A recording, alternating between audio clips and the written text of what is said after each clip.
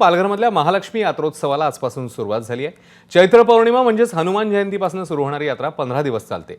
या यात्रोत्सवानिमित्ताने महाराष्ट्रासह गुजरात, राजस्थानमधले लाखो भाविक दर्शनासाठी दाखल झाले आहेत। आढावा घेतला आमच्या प्रतिनिधींनी। डहाणूच्या प्रसिद्ध महालक्ष्मी यात्रेची सुरुवात हनुमान जयंतीच्या शुभमुहूर्तावरती चैत्र पौर्णिमेला होते आणि आजपासून ह्या यात्रेला प्रारंभ झालेला आहे। मोठ्या प्रमाणात भाविक आहेत, ते अगदी गुजरात असू द्या, राजस्थान असू द्या किंवा महाराष्ट्रातील वेगवेगळ्या भागातून येथे या देवीच्या दर्शनासाठी येतात।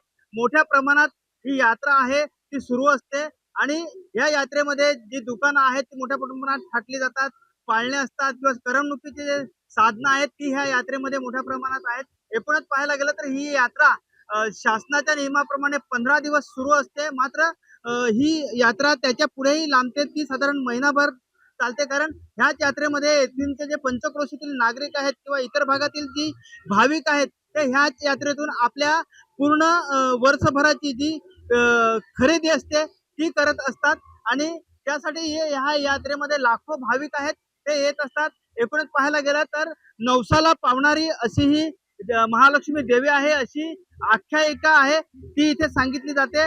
हे एक पायथ्याशी मंदिर आहे, तर दुसरं मंदिर जे आहे ते मुसळ्या डोंगर आहे, ह्या डोंगरावरती आहे। त्यामुळे दोन्ही ठिकाणी ह्या 15 दिवसामध्ये मोठ्या प्रमाणात जे भाविक आहेत ते महालक्ष्मीच्या दर्शनासाठी गर्दी करत असतात। संतोष पाटील, एबीपी माझा, पालघर। एबीपी माझा, उघडा डोळे बघा नीट।